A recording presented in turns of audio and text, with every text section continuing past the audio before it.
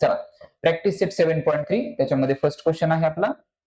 काय सांगितलेलं आहे पहा, for the class interval 20 to 25 write the lower class limit and upper class limit. कसं लिहायचं ह्याचा आन्सर, लोअर क्लास लिमिट असं हेडिंग टाकायचं आन्सर आणि डॅश करायचा आणि लोअर क्लास लिमिट किती आहे त्याचं, लोअर क्लास लिमिट किती आहे 20. लोअर क्लास लिमिट किती आहे 20 आहे आणि अप्पर क्लास लिमिट किती आहे, अप्पर क्लास लिमिट असा शब्द टाकायचा आणि इथे लिहायचं 25. ओके, दुसरा क्वेश्चन पण पहा, find the class mark. Class mark, mark म्हणलं की मधली संख्या, मार्क म्हणलं की मधली संख्या. मग 35 आणि 40 याच्या मध्ये संख्या कोणती असते, 35 आणि 40 याच्या मध्ये संख्या कोणती असते, yes. So class mark, class mark काय कसा बघा, class mark is equal to, formula लिहिणार आहे आपण. कसला formula, lower limit, lower limit plus upper limit upon 2. Lower limit किती आहे, अप्पर लिमिट किती आहे 40 डिवायडेड बाय 35 आणि 40 किती झाले, 75 ला 2 ने भाग दिला 37.5. हे झालं आपलं क्लास मार्क. ठीक आहे, चला 2 प्रश्न लिहून घ्या, मग आपण जाऊया तिसऱ्या प्रश्नाकडे. If the class mark, class mark म्हणजे मधली संख्या, मधली संख्या काहीतरी क्लास आहे, माहित नाही कोणता क्लास आहे. जसं की इथं 10 दिलेला आहे, म्हणजे आपण समजण्यासाठी घेऊयात की बाबा 5 आणि इथं 15 आणि याच्या मध्ये संख्या कोणती असणार आहे 10 असणार आहे. हा आहे आपला क्लास मार्क. हे समजलं. ओके, काही पण असू शकते, म्हणजे कदाचित 11 आणि 9 आणि 11 असू शकते, मध्ये असू शकतो तुमचा 10.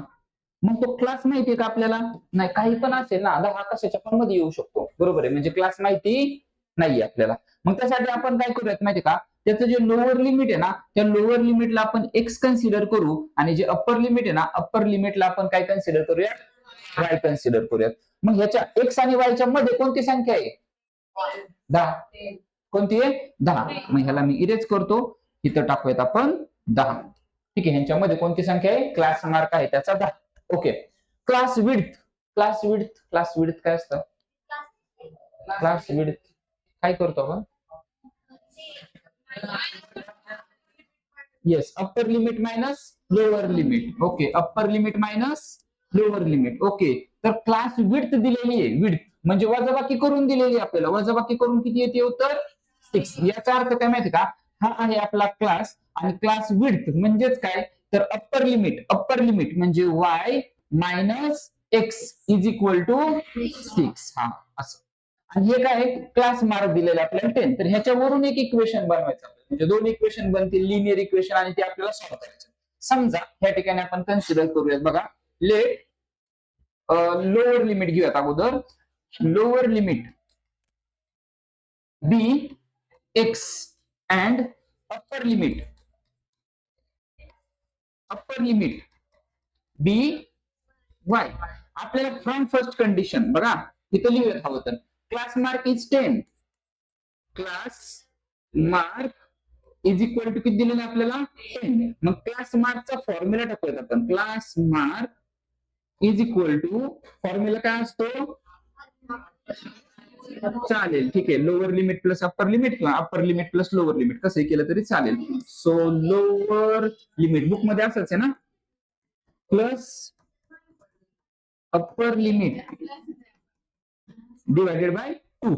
आता क्लास मार्क आहे आपल्याकडे, क्लास मार्क आहे आपल्याकडे किती आहे 10 is equal to lower limit काय आहे एक्स, अप्पर लिमिट काय डिवायडेड बाय हा 2 डिवाइड इकडे गेल्यानंतर 10 2 चा म्हणजेच X plus Y is equal to answer काय मिळाला आपल्याला 20. This is our equation number 1. समजलं का.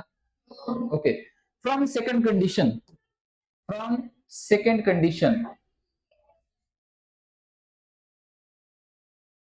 फ्रॉम सेकंड कंडिशन काय रे, क्लास विड्थ दिलेली आहे ना आपल्याला, क्लास विड्थ किती आहे रे, विड्थ 6. मग क्लास विड्थ कशी काढतो आपण, class width, yes, upper limit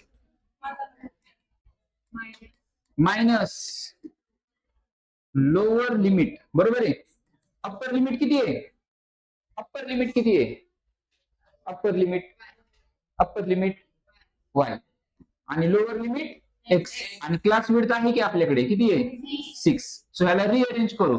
हा जो एक्स आहे ना त्याला अलीकडे होईल, हा मायनस इकडे आल्यानंतर प्लस, हा प्लस इकडे आल्यानंतर, आणि हा प्लस आहे तिकडे गेल्यानंतर, हे झालं आपलं इक्वेशन नंबर 2. मग इक्वेशन 1 आणि इक्वेशन 2 येते सॉल्व्ह करायला. ओके, हा, आणि मग एकदा का एक्स आणि वाय मिळाला म्हणजेच तुम्हाला क्लास मिळाला. हे तुम्हाला एक्स म्हणजे आहे तुमचा लोअर लिमिट, वाय म्हणजे आहे तुमचं अप्पर लिमिट. ठीक आहे, चला हे दोन्ही सॉल्व्ह करून टाका पटकन आणि मला सांगा एक्स आणि वाय किती येतोय. येस, काही संबंधच नाही ना.